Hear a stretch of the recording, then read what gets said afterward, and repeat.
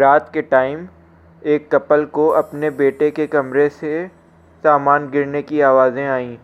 उनको लगा कि उनके घर में कोई घुस गया है और उनके बेटे को किडनैप करने की कोशिश कर रहा है। और वो जैसे उठकर देखने गए अपने बेटे के रूम में, उधर सारा सामान इधर उधर फेंका हुआ था और उनका बेटा कोने में बैठा हुआ था और डरते हुए उसने अपनी फेवरेट डॉल की तरफ उंगली दिखाई। भूल जाइए जो आपने एनाबेल के बारे में आज तक सुना है, क्योंकि मोस्ट हॉन्टेड डॉल की ट्रू स्टोरी हॉलीवुड के लिए भी बहुत ज़्यादा स्केरी है। रॉबर्ट द डॉल को 1904 में जर्मनी में स्टाइफ नाम की कंपनी ने बनाया था, जो अब high end collector study beer बनाती है उन लोगों के लिए जो कि डेफिनेटली FBI की वॉच लिस्ट पर नहीं है। रॉबर्ट को उसका नाम उसके ओनर से मिला है, रॉबर्ट ऑटो यूजीन, जिसको ये डॉल गिफ्ट में मिली थी। उसके ग्रैंडफादर ने उसके 4th बर्थडे पर उसको ये डॉल गिफ्ट की थी और ऑटो उस डॉल को पाकर बहुत खुश हो गया था और वो उस डॉल को अपना बेस्ट फ्रेंड मानता था। दोनों लोग इंसेपरेबल थे। ऑटो डॉल को अपने साथ लेकर सोता था और उसको ट्रिप्स और शॉपिंग पर भी अपने साथ लेकर जाता था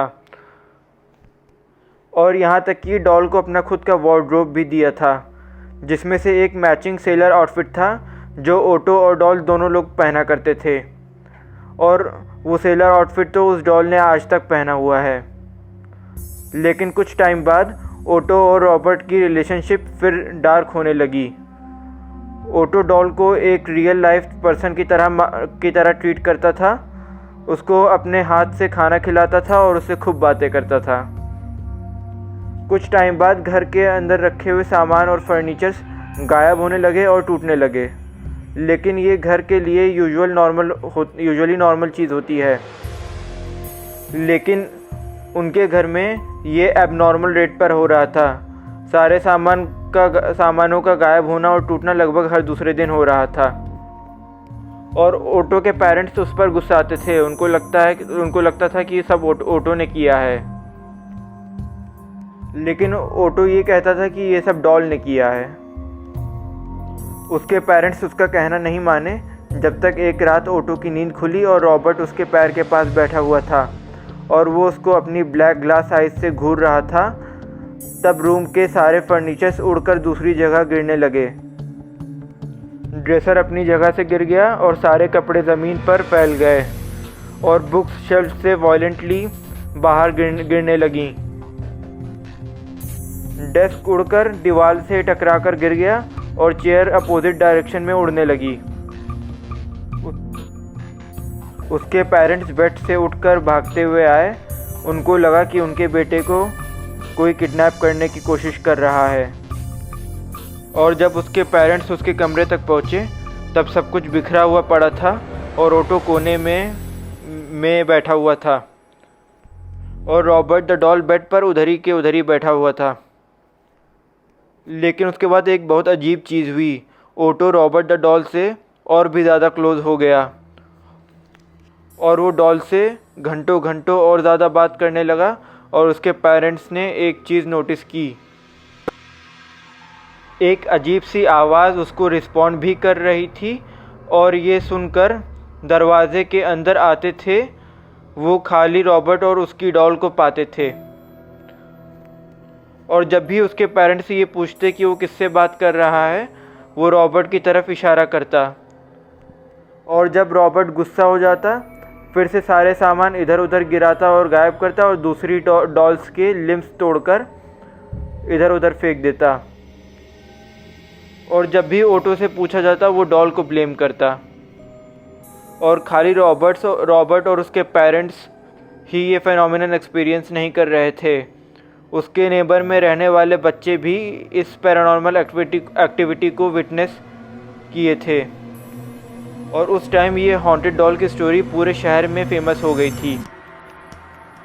और जिस टाइम ऑटो स्कूल में होता उस टाइम नेबर के बच्चे ऑटो के घर के सामने खड़े होके उसके कमरे की खिड़की पर बैठे रॉबर्ट द डॉल को देखते और उनके 2-3 बार पलट के देखते मान डॉल गायब भी हो जाती और ये देखकर लोग बहुत ज़्यादा हैरान हो जाते।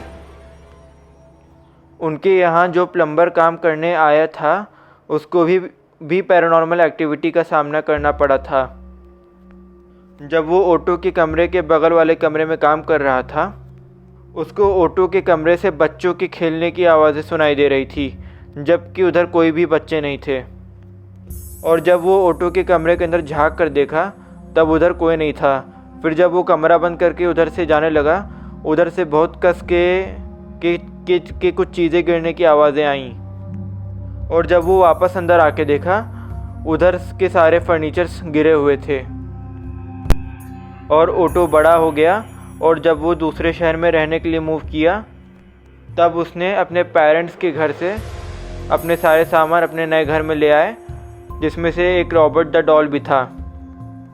तब वो रॉबर्ट द डॉल को अपने एक एटिक में रखता था और उसने रॉबर्ट द डॉल को एक अलग से एक टेडी बियर भी दिया था।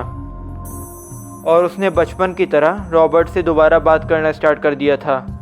और उसकी वाइफ को ये चीज़ पसंद नहीं आती थी, इसीलिए उसकी वाइफ ने उस एटिक में ताला मार दिया और रॉबर्ट को बंद ताले में रहना अच्छा नहीं लगा था। और रॉबर्ट टेलीपोर्ट करके अपनी प्लेसेस चेंज करने लगता। और जो भी ओटो के घर पर जाता था ये ज़रूर रिपोर्ट करता था कि उधर पैरानॉर्मल एक्सपीरियंसेस होते हैं। उधर लोगों को चलने की आवाज़ें आती थीं और ऑब्जेक्ट्स इधर से उधर उनके सामने उड़ने लगते थे। और जबकि उस घर में कोई भी बच्चा नहीं था तो फिर भी उधर लोगों को बच्चों की खेलने की आवाज़ें आती थीं। 1972 में बूढ़े होने के बाद रॉबर्ट ओटो यूजीन की डेथ हो गई और अब Robert the doll Fort East Martello museum में है। और उधर का स्टाफ भी उस डॉल की ढेर सारी हॉन्टेड एक्टिविटीज़ रिपोर्ट करता है। उधर रॉबर्ट ने कई बार म्यूज़ियम के सामान इधर से उधर गिरा कर तोड़े हैं। और उधर रॉबर्ट द डॉल की जो भी फ़ोटो खींचने आता है उसको पहले रॉबर्ट द डॉल से परमिशन लेनी पड़ती है।